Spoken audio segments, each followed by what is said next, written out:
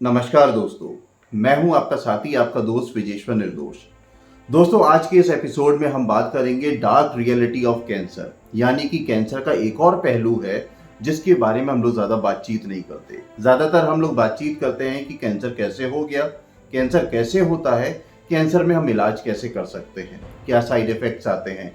मगर दोस्तों, इसका एक और पहलू है जो आम जिंदगी को सबसे ज़्यादा प्रभावित करता है, सबसे ज़्यादा परेशान करता है। दोस्तों, ये एक डार्क रियलिटी है एक कैंसर विक्टिम की। दोस्तों, अगर आप चैनल पे नए हैं तो चैनल को सब्सक्राइब कर लीजिए, वीडियो को शेयर करिए और लाइक भी करिए, क्योंकि आपके सपोर्ट से मुझे मोटिवेशन मिलता है और आपके ही सपोर्ट से ये वीडियो बहुत सारे लोगों के पास पहुंचता है और बहुत सारे लोगों की मदद होती है जिनको वाकई में इस कैंसर जैसी बीमारी के बारे में जानकारी चाहिए होती है। तो आइए दोस्तों, वीडियो को शुरू करते हैं। दोस्तों, एक डार्क रियलिटी है इमोशनल इम्पैक्ट। जी हाँ दोस्तों, अब जब कैंसर हो गया है, मुझे पता चल गया है कि मुझे कैंसर है या मेरे किसी प्रियजन को ये कैंसर जैसी भयानक बीमारी हो गई है, तो पूरे परिवार में एक इमोशनल इम्पैक्ट पड़ता है। ये सिर्फ कैंसर पेशेंट के साथ ही नहीं, बल्कि उसके हर एक फैमिली मेंबर के साथ, चाहे वो वाइफ हो या माता पिता हो या बच्चे हो या हमारे दोस्त हो। जी हाँ दोस्तों, पर समझ में नहीं आता कि कैंसर जैसी बीमारी अब आ गई है शरीर के अंदर, तो ये मेरे साथी के साथ, मेरे पार्टनर के साथ, मेरे बच्चे के साथ, मेरे फादर के साथ अब क्या क्या परिस्थितियां होंगी। क्या ये कैंसर ठीक भी होगा या नहीं होगा? हम इससे कैसे बच सकते हैं? एक डर सा अंदर आ जाता है और हम इन्हीं परिस्थितियों में जीते हैं। जी हाँ दोस्तों, एक ये डार्क रियलिटी है एक कैंसर विक्टिम की लाइफ की और उसकी जुड़ी हुई उसके साथ फैमिली की। दोस्तों, नेक्स्ट हम बात करते हैं फिजिकल पेन एंड फटीग, यानी कि बहुत ही ज़्यादा पेन और बहुत ही ज़्यादा थकावट महसूस होना। एक बार जब कैंसर हो जाता है और इलाज स्टार्ट होता है, हम कैंसर विभाग में अपना इलाज करा रहे हैं, तो इलाज के दौरान हमें बहुत सारी परिस्थितियों से गुजरना पड़ता है, बहुत सारे साइड इफ़ेक्ट्स आते हैं। और दोस्तों, मैं यहाँ पर बताना चाहता हूँ, पेशेंट को बहुत ज़्यादा पेन भी कभी कभी महसूस होता है और इसी के साथ साथ उसको इतना स्ट्रेस हो जाता है, इतनी थकान हो जाती है कि उसको लगता है कि सब कुछ तो सही चल रहा है, इलाज अच्छा चल रहा है, डॉक्टर कह रहा है कि सब कुछ बढ़िया चल रहा है, तो फिर मेरे साथ ऐसी परिस्थितियाँ क्यों आ रही हैं, मैं क्यों ऐसा और ज़्यादा अपने आप को बीमार महसूस कर रहा हूँ।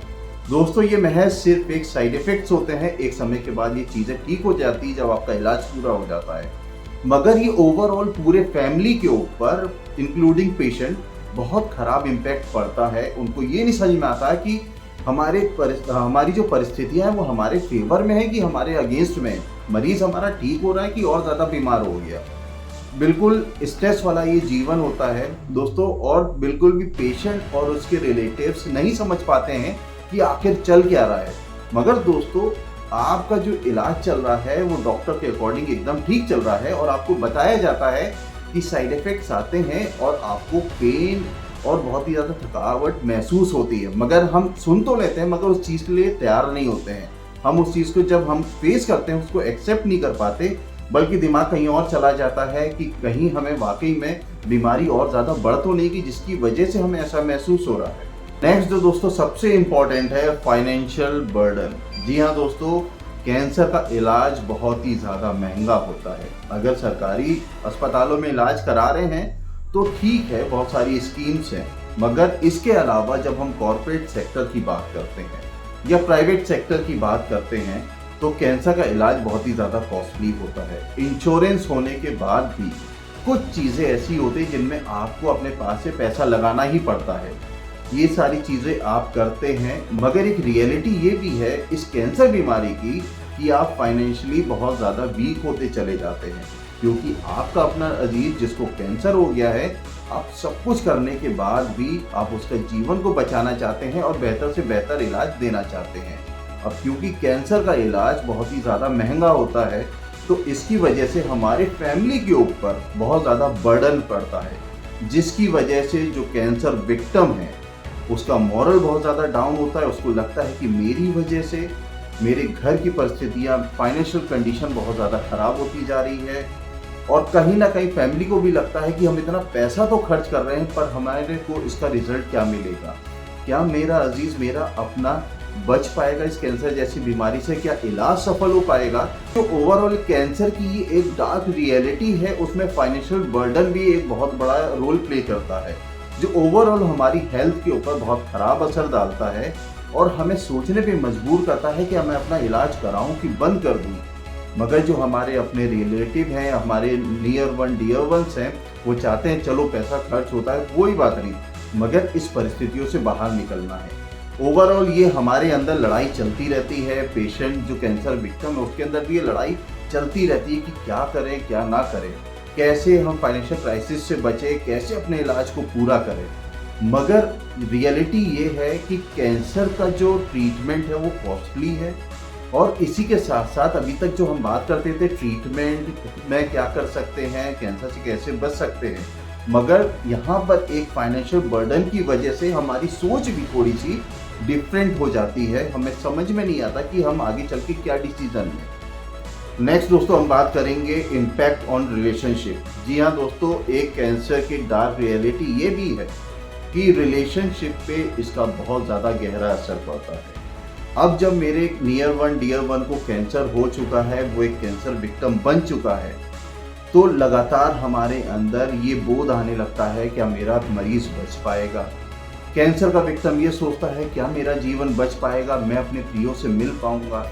इसी के साथ साथ जब कैंसर का इलाज चलता है तो एक एक्स्ट्रा बर्डन फैमिली के ऊपर होता है, जैसे मैंने आपको बताया था फाइनेंस का, और उसी के साथ साथ फिजिकल एक्टिविटी का, फिजिकल लेबर का, खाने पीने का ध्यान रखना पड़ता है। हर एक चीज़ मेंटेन करके रखनी पड़ती है, एक शेड्यूल मेंटेन करके रखना पड़ता है ताकि आपका जो अजीज है, जो आपका अपना है, उसकी लाइफ अच्छे से एक्सटेंड हो सके, उसको कोई प्रॉब्लम ना आए।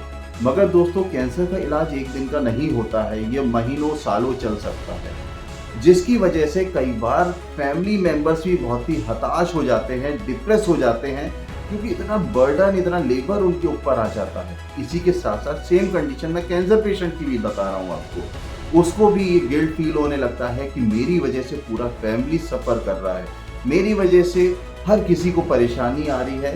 तो कई बार इसकी वजह से हम इरिटेट हो जाते हैं, फ्रस्ट्रेट हो जाते हैं और अपने कैंसर विक्टिम से थोड़ी दूरी बना लेते हैं, या कैंसर विक्टिम भी थोड़ी दूरी बना लेता है। वो सोचता है कि मैं अपनी वाकई में परेशानी ना बताऊं, जिसकी वजह से मेरे फैमिली मेम्बर्स को थोड़ा कंफर्ट मिले, वो थोड़ा सा आराम से रह सकें। ये दोनों के मनों के अंदर ये लड़ाई चलती रहती है और यही रिलेशनशिप को इम्पैक्ट करता है, और कई बार इसके परिणाम भी ठीक नहीं होते। एक जो दोस्तों एक और पॉइंट है जो सबसे ज़्यादा इम्पोर्टेंट है, सर्वाइवल गिल्ट का, यानी कि मैं कैंसर से बच गया हूँ।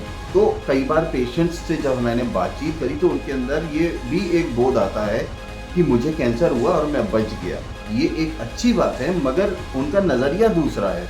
उनको ये लगता है कि मैं हॉस्पिटल आता था, मेरे साथ बहुत सारे मरीज़ आते थे और शायद वो इतना भाग्यशाली नहीं है जितना भाग्यशाली मैं हूँ, और उनके अंदर एक गिल्ट डेवलप हो जाता है कि मैं बच गया, मगर मेरे साथ जो मेरे साथी थे शायद वो इतने लकी नहीं थे। क्योंकि एक दूसरे जब हम बातचीत करते हैं तो स्टेटस पता चल जाता है, देर सवेर इलाज ख़त्म हो गया तो पता चला कि जो मेरे साथ फलाना पेशेंट आता था आज वो इस दुनिया में नहीं है। मगर कई बार पेशेंट इसको नेगेटिवली ले लेते हैं और उनको ये गिल्ट हो जाता है कि मैं कैसे ज़िंदा बच गया, पर मेरे साथ जो आता था, जो मेरा अच्छा दोस्त बन चुका था, आज वो इस दुनिया में नहीं है। और वो इसी स्ट्रेस में अपने जीवन को जीते हैं और अपनी लाइफ के ऊपर ये बहुत ही नेगेटिव इम्पैक्ट डालना शुरू कर देते हैं। देखिए कैंसर का इलाज एक अलग चीज़ हो गई है, मगर जो इसकी एक डार्क रियलिटी है उसका एक अलग जो पहलू है दोस्तों, वो ये भी है जो मैं आज आपके साथ शेयर कर रहा हूँ। दोस्तों मैं बात करूंगा रीअकरेंस, जो सबसे ज़्यादा इम्पॉर्टेंट है। मरीज ठीक हो जाता है मगर जो अपना बचा हुआ जीवन है वो इसी डर में जीता है कहीं मेरी बीमारी वापस तो नहीं लौट के आ जाएगी। दोस्तों जब हमारी लाइफ हमारे हाथ में ही नहीं है, हमारी लाइफ जब ऊपर वाले के हाथ में है, तो हमें इतना डर में नहीं जीना चाहिए, बल्कि उस पल को जीना चाहिए कि आज मेरे डॉक्टर ने बोल दिया कि मैं कैंसर फ्री हूँ, मैं पूरी तरीके से क्योर हो गया हूँ, अब आपको कैंसर जैसी कोई शिकायत नहीं है, अब आप जिंदगी आराम से जी सकते हैं। मगर नहीं, हम इसके अपोजिट सोचते हैं। जो हमारा कैंसर विक्टिम है, जो उसका फैमिली मेंबर्स है, वो अपोजिट सोचते हैं। वो सोचते हैं कहीं ऐसा तो नहीं कोई कैंसर की बीमारी आगे चल के वापस आ जाए, कुछ महीनों बाद पेशेंट को खांसी जुकाम आ जाता है, तो आधे से ज़्यादा डर तो इसी में निकल जाता है कि कहीं ये खांसी जुकाम कैंसर की वजह से तो नहीं हो रहा, कहीं फीवर कैंसर की वजह से तो नहीं हो रहा, या शरीर में कोई एबनॉर्मेलिटी आ रही है, कहीं ये हमारा कैंसर वापस तो नहीं आ गया। हम अपनी रियल लाइफ को छोड़ करके अपनी जो इमेजिनेशन वाली लाइफ है उसको इतना स्ट्रेस में जीने लगते हैं कि हम अपनी वाकई में जो हमारी अपनी खुद की ज़िंदगी है उसको हम किनारे कर देते हैं और एक अलग ही बर्डन अपने ऊपर लाद लेते हैं, यही सोच करके कि कहीं मेरी बीमारी वापस तो नहीं आ जाएगी। तो दोस्तों मैं यहाँ पर मैं आपको बताना चाहूँगा कि आपको जब आप कैंसर सर्वाइवर बन चुके हैं, आप कैंसर फ्री हो चुके हैं, जो कि आपके डॉक्टर ने आपको बता दिया है, तो आपको अपनी लाइफ को पॉजिटिवली जीना है। इस डर में नहीं जीना है कि मैं अब कहीं फिर से बीमारी वापस ना आ जाए। तो दोस्तों जो ज़िंदगी आपके हाथ में नहीं थी, तो ज़िंदगी देना और लेना ऊपर वाले के हाथ में होता है। तो अगर ऊपर वाले ने आपको मौका दिया है तो आप अपनी लाइफ की टेस्टिमनी, अपनी कैंसर जर्नी दूसरों के साथ ज़रूर शेयर करिए, जिससे कि दूसरों को भी एक प्रेरणा मिले, एक पॉजिटिव वाइब्स मिले, जिसकी वजह से वो भी एक कैंसर सर्वाइवर बन सके और अपने इलाज को अच्छा से पूरा करा सके। दोस्तों लास्ट में बात करूंगा स्टिग्मा, यानी कि एक सोशल स्टिग्मा, जिसमें कि हमें ये लगता है कि मेरे पड़ोसी को ना पता चले कि मुझे कैंसर जैसी बीमारी, नहीं तो उसका नज़रिया मेरे प्रति बदल जाएगा। एक ये प्रॉब्लम आती है कि कैंसर का इलाज चल रहा है, पड़ोसी जान गया तो वो अपना मुंह छुपा करके इधर उधर घूमना शुरू कर देते हैं। पड़ोसी को ये लगता है कि कहीं कैंसर कूद करके उनके पास ना आ जाए। तो दोस्तों तमाम तरीके के प्रॉब्लम्स हम एक सोशल लाइफ में फेस करते हैं जब हम कैंसर विक्टिम होते हैं।